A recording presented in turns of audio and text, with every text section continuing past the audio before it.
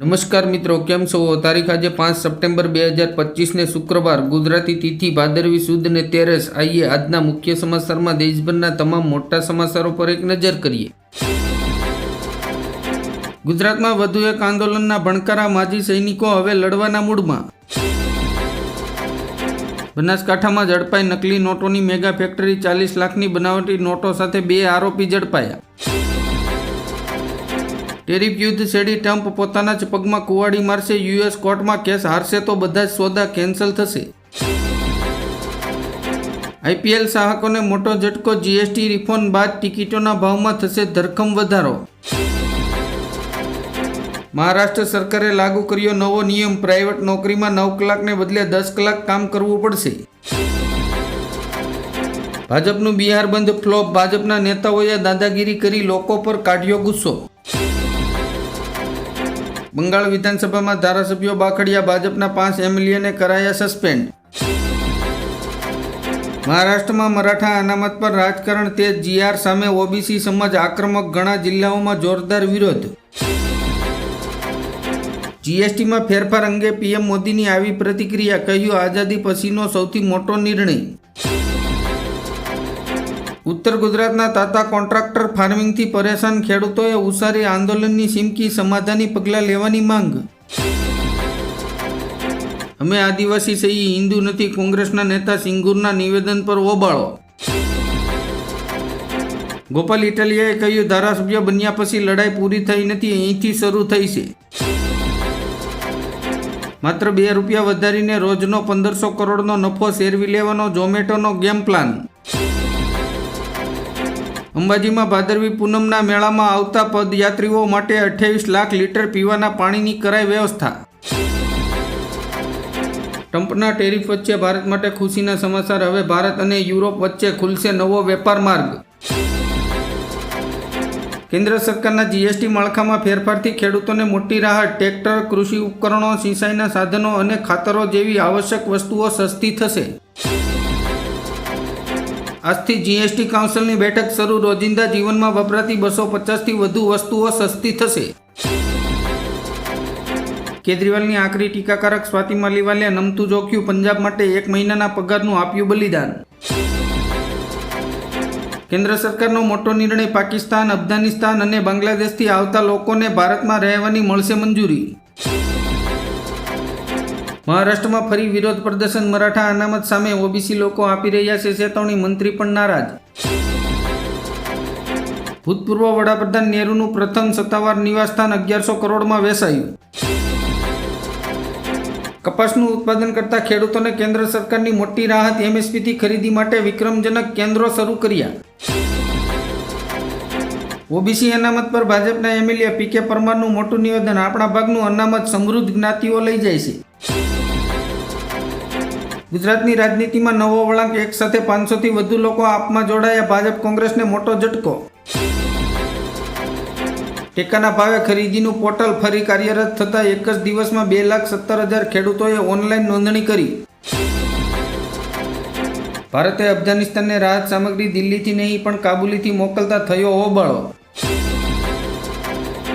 વાહન ચાલકો માટે ખુશીના સમાચાર, દિલ્હી મુંબઈ એક્સપ્રેસ વેનું ભરૂચથી અંકલેશ્વર સુધીનો હિસ્સો બિનસત્તાવાર રીતે શરૂ કર્યો.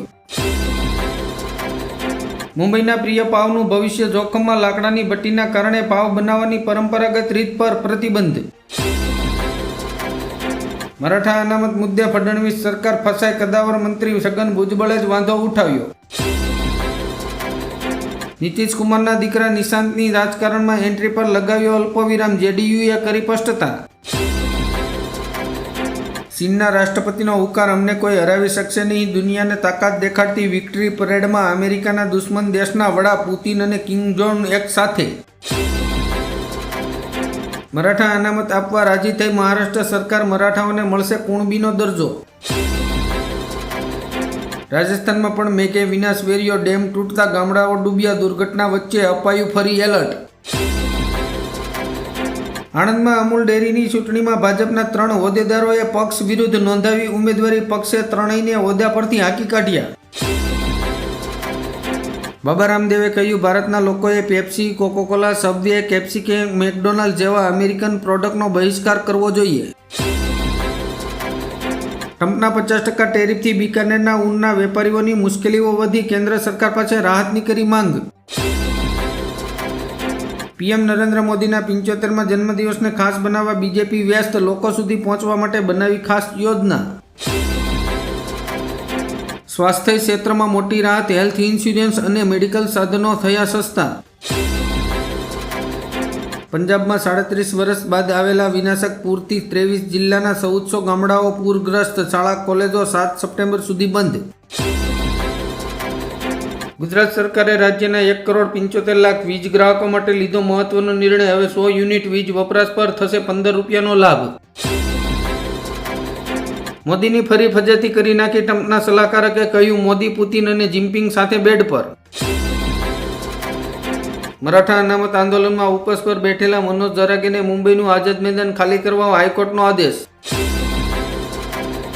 મુંબઈ હાઈકોર્ટના આદેશ પછી પણ મનોજ જરાગેએ કહ્યું, હું મરી જઈશ તો પણ આ ધરતી પરથી ઉઠીશ નહીં. હની ટેપમાં ફસાવીને ધર્મ પરિવર્તન કરતા મૌલવી સહિત 4ની બરેલીમાંથી કરાઈ ધરપકડ.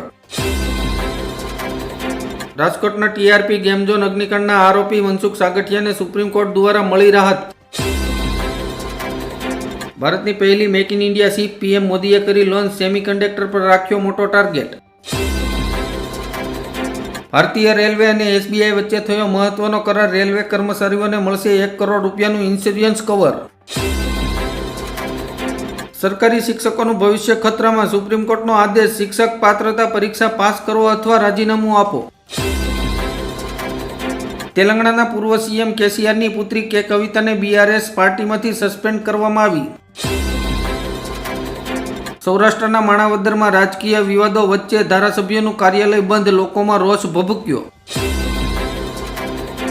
અલંકાર પહોંચી ભારતની સેના, ટેરિફ ટેન્શન વચ્ચે ભારત અને અમેરિકાનો સૌથી મોટો યુદ્ધ અભ્યાસ. અમદાવાદના સરખેજમાં મોટી દુર્ઘટના, 4 યુવકો તળાવમાં ડૂબ્યા, સ્થાનિક લોકોના ટોળે ટોળા ઉમટી પડ્યા.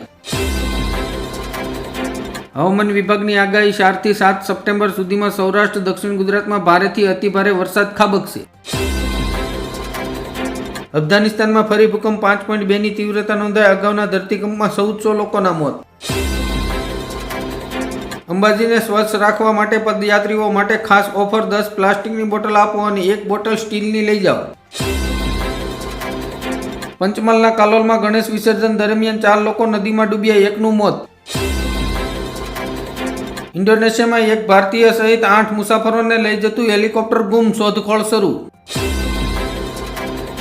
અમદાવાદમાં કાયદા વ્યવસ્થાની કથળી સ્થિતિ, નરોલામાં ધોળા દિવસે પ્રેમીએ પ્રેમિકા પર જાહેરમાં કર્યું ફાયરિંગ.